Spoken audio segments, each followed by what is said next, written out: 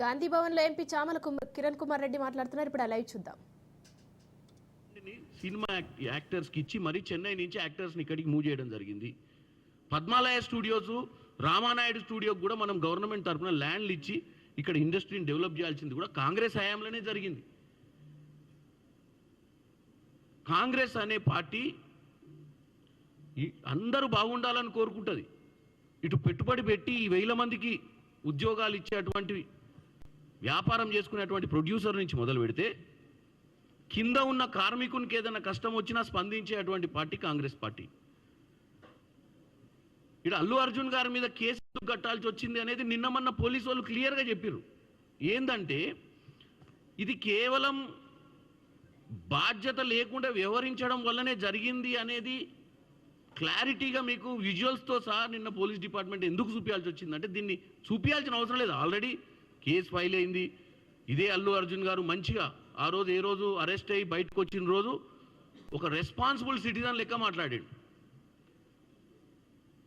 Jail నుంచి విడుదలైనప్పుడు ఏమన్నాడు, నేను మాట్లాడా మర్యాదగా ఉండదు, ఎందుకంటే నేను చట్టాన్ని గౌరవిస్తున్నా, చట్టం తీసుకున్న నిర్ణయంలో నన్ను అరెస్ట్ చేసిర్రు, నేను దీని గురించి తప్పుగా మాట్లాడొద్దని చెప్పి పోయిన వ్యక్తి ఇలా రేవంత్ రెడ్డి గారు అసెంబ్లీలో మళ్ళీ ఆ సమస్య రేవంత్ రెడ్డి గారు అన్ని విషయాలు మాట్లాడుతూ అటు ఎంఐఎం అడిగిన ప్రశ్నకు జవాబిస్తూ వాస్తవాలు తెలంగాణ ప్రజలకు చెప్పే ప్రయత్నం చేసిండు. అంటే మొదట్లో పోలీసులు పర్మిషన్ ఇచ్చిరని చెప్పి వీళ్ళంటే పోలీసులు పర్మిషన్ ఇవ్వలేదు, వాళ్ళు అప్లికేషన్ పెట్టుకుంది వాస్తవం కానీ పర్మిషన్ ఇవ్వలేదు మేము అనేది, పర్మిషన్ కోసం కమ్యూనికేట్ కూడా చేయలేదని చెప్తూనే అక్కడ ఎలా జరిగింది ఇన్సిడెంటు. ఆ ఇన్సిడెంట్ జరిగినప్పుడు అల్లు అర్జున్ గారే బేసిక్గా ఏంటంటే ఆయన సెకండ్ టైం ఎప్పుడైతే మొన్న 21వ తారీఖు నాడు రేవంత్ రెడ్డి గారు ఎప్పుడైతే అసెంబ్లీలో మాట్లాడిరో, అసెంబ్లీలో మాట్లాడిన తర్వాత రేవంత్ రెడ్డి గారు ఏమన్నారు, మేమే వీళ్ళకు ప్రమోషన్స్ కోసము స్పెషల్ షోలు వేసుకొని పర్మిషన్లు ఇచ్చి వాళ్ళ ఇండస్ట్రీని కాపాడే ప్రయత్నం చేస్తున్నాం, ఇటువంటి చేస్తే ఇక నుంచి నేను ఉన్న రోజులు స్పెషల్ షో పర్మిషన్లు కూడా ఇయ్యనని చెప్పడానికి కారణం ఏంది, మీరు బాధ్యతగా వ్యవహరించకపోతే సామాన్యులకు ఇబ్బంది అయ్యేటప్పుడు ఇటువంటి నిర్ణయాలు తీసుకొస్తుందని చెప్పాడు. సాయంత్రం ప్రెస్ మీట్ పెడుతుర్రు 7ంటికి అల్లు అర్జున్ గారు. అంటే అందరూ ఏం ఎక్స్పెక్ట్ చేస్తారు, ఒక కన్స్ట్రక్టివ్ లైన్లో ప్రభుత్వం ఏదైతే అసెంబ్లీలో ముఖ్యమంత్రి గారు మాట్లాడిన లైన్లనే ఆయన కూడా ఇండస్ట్రీకి చెప్పాల్సిందే, ఇదంతా అయిపోయింది కాంట్రడిక్షన్, ఆయన వల్ల తప్పు జరిగింది, నాకు సినిమా థియేటర్ పోయినా సినిమా థియేటర్ బయట ఒక మహిళ చనిపోయిందని, మహిళ కొడుకు సీరియస్గా ఉండి హాస్పిటల్ పోయిండన్న విషయమే నాకు తెలియదు, నెక్స్ట్ డే మార్నింగ్ దాకా తెలియదు, పోనీ థియేటర్లో పోలీసులు వచ్చి నాకు ఏం చెప్పలేదు అన్న దాన్ని ఆల్రెడీ క్లియర్గా మనకు విజువల్ చూపించారు. పోలీసులు పైకి పోయిర్రు, ఇన్ఫర్మేషన్ ఇచ్చిర్రు, బయటికి తీసుకొచ్చిర్రు. ఆఖరికి ఏసీపీ గారు చెప్పిర్రు నేను పోయి ఆయనతోటి మాట్లాడతా అని చెప్తే మాట్లాడిచ్చే ప్రయత్నం కూడా చేయలేదు వాళ్ళ పిఏలు, వాస్తవ పరిస్థితి చెప్దామంటే. సో ఇవన్నీ ఏంటంటే ఒక సైడు సినిమా యాక్టర్కి ఆయనకంటూ అవగాహన ఉండకపోవచ్చు, ఆయన ఇండస్ట్రీకి సంబంధించిన ఆయనకు పెద్ద సినిమా బ్లాక్ బస్టర్ మూవీ, ఆ మూవీ టెన్షన్లో ఉండి ఆయన ఏం చేస్తున్నాడు, దానికి తోడు ప్రతిపక్షాలు ముఖ్యంగా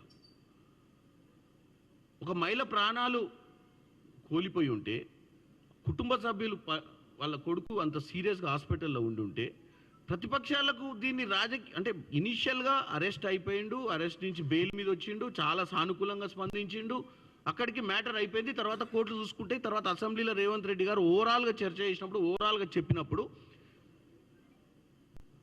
నేను హ్యూమిలియేట్ అయినా నన్ను హ్యూమిలియేట్ చేస్తురని చెప్పడం తప్పు. నెంబర్ 1.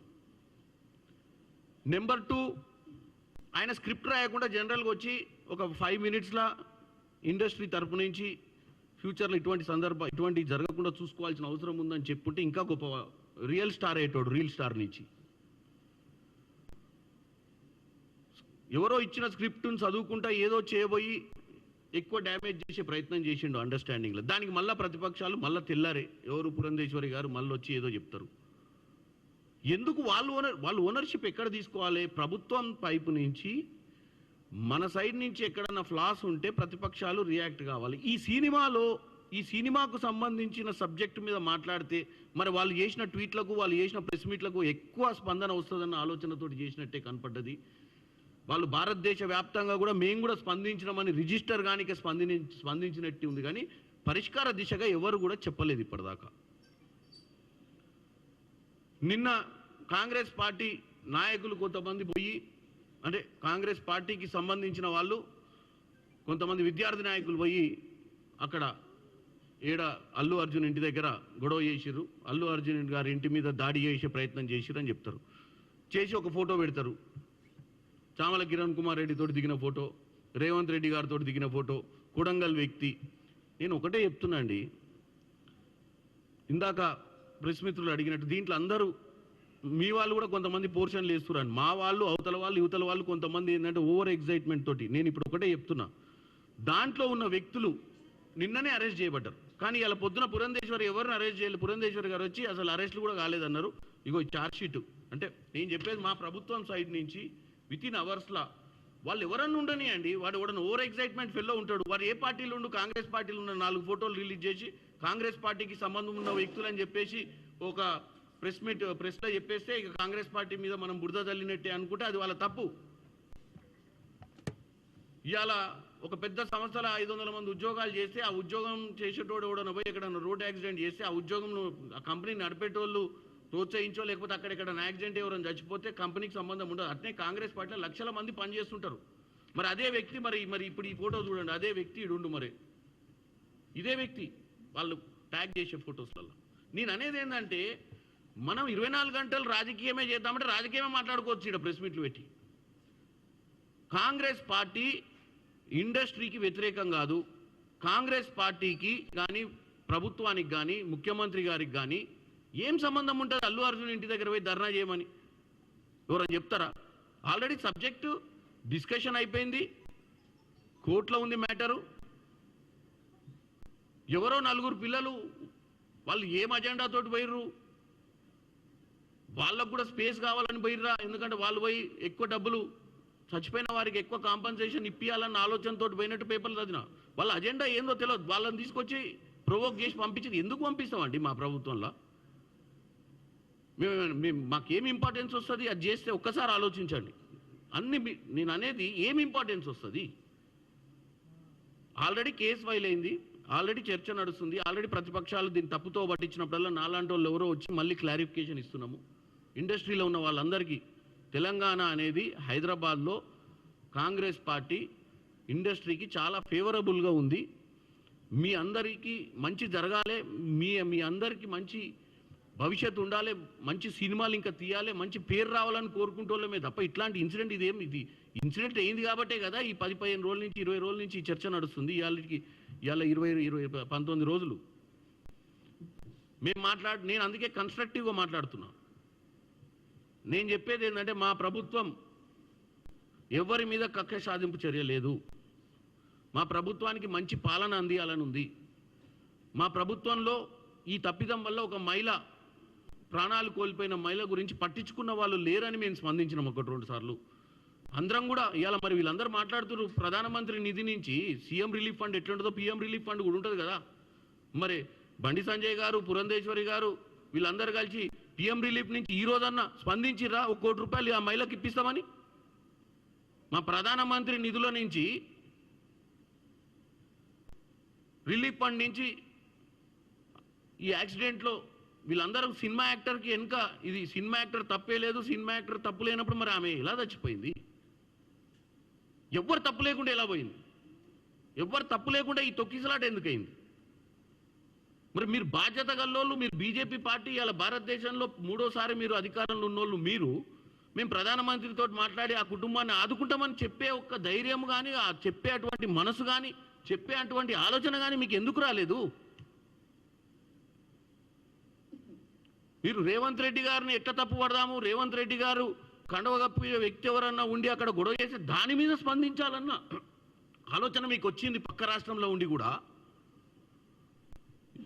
ఇక ఆమె మహిళా అధ్యక్షురాలు, మహిళ చచ్చిపోయింది. మరి ఆ మహిళకు నేను సాయం చేసి మా ప్రధానమంత్రికి ఉత్తరం రాసా అని మరి బండి సంజయ్ గారు, లక్ష్మణ్ గారు, పురంధేశ్వరి గారు, కిషన్ రెడ్డి గారు, అశ్ని వైష్ణవ్ గారు ఎంతమంది స్పందించారండి బీజేపీ నుంచి? మరి వాళ్ళకి లేదా బాధ్యత? ఓన్లీ రాజకీయమే చేద్దామా చెప్పండి? నేను ఒక్కటే చెప్తున్నా, మా ప్రభుత్వం ఎవ్వరి మీద కక్ష సాధింపు లేదు. మా ప్రభుత్వం దిల్ రాజు గారు లాంటి వ్యక్తిని, తెలంగాణ వ్యక్తిని ఈరోజు ఫిలిం డెవలప్మెంట్ కార్పొరేషన్ చేసి మీ సమస్యలన్నీ పరిష్కార దిశగా ముందుకు పోతుర్రు. చిత్రసీమ లాంటి రెడ్డి గారు అప్పుడు తెలంగాణలో మా పార్లమెంట్లోనే, మా తుంగతుర్తికి సంబంధించిన వ్యక్తి ఆయన ఇనిషియేట్ చేస్తేనే ఈరోజు చిత్రసీమ కాలనీలో వాళ్ళ చిన్న చిన్న డైరెక్టర్లు, లైట్ ఏమంటారు దాంట్లో పనిచేసే కార్మిక సంఘాలకు ఇల్లులు కేటాయించడానికి అప్పుడు భూమి ఇచ్చింది కూడా కాంగ్రెస్ ప్రభుత్వంలోనే. కాబట్టి కాంగ్రెస్ ప్రభుత్వానికి చిత్తశుద్ధి ఉంది. కాంగ్రెస్ ప్రభుత్వం ఇప్పుడున్నటువంటి ముఖ్యమంత్రి గారికి అల్లు అర్జున్ గారి మీద కోపం కానీ, ఇండస్ట్రీ మీద కానీ ఆయన ప్రజాపాలన చేయాలనుకుంటున్నాడు, ప్రజలకు మంచి చేయాలనుకుంటున్నాడు కాబట్టి స్పందించాల్సి వచ్చింది. కేసులు కట్టే విషయంలో కానీ ఇంకొకరు అంటారు ఎవరో పోలీస్ ఆఫీసర్ సస్పెండ్ అయ్యి ప్రెస్ మీట్ పెడితే అది కూడా ప్రభుత్వానికి అంటగడతారు. ఆయన ఆల్రెడీ సస్పెండ్ చేసిరు. దేనికైనా ఆయన ఉద్యోగం పోయి ఆయనది ఏం అజెండానో తెలియదు. మరి ఆయన ఉద్యోగం పోయింది కాబట్టి నా ఉద్యోగం ఎందుకు పోయిందో చెప్పుకోవడానికి వచ్చి ఆయన ప్రెస్ మీట్ పెడితే ఎవరన్నా పోలీస్ ఆఫీసరు మళ్ళీ తొందరగా ఉద్యోగంలోకి రావాలనుకుంటారు కానీ ఆయన సూసైడ్ చేసుకోవాలని ఎందుకు అనుకుంటూ ఆయనకే తెలియాలి. మరి వచ్చి మాట్లాడి ప్రభుత్వం దాని మీద చర్యలు తీసుకుంటుంది. ఆల్రెడీ వాళ్ళ డిపార్ట్మెంట్ దాని మీద చర్యలకు ఆదేశించింది. ఎందుకంటే ఆయన ప్రెస్ మీట్ పెట్టడానికి లేదు.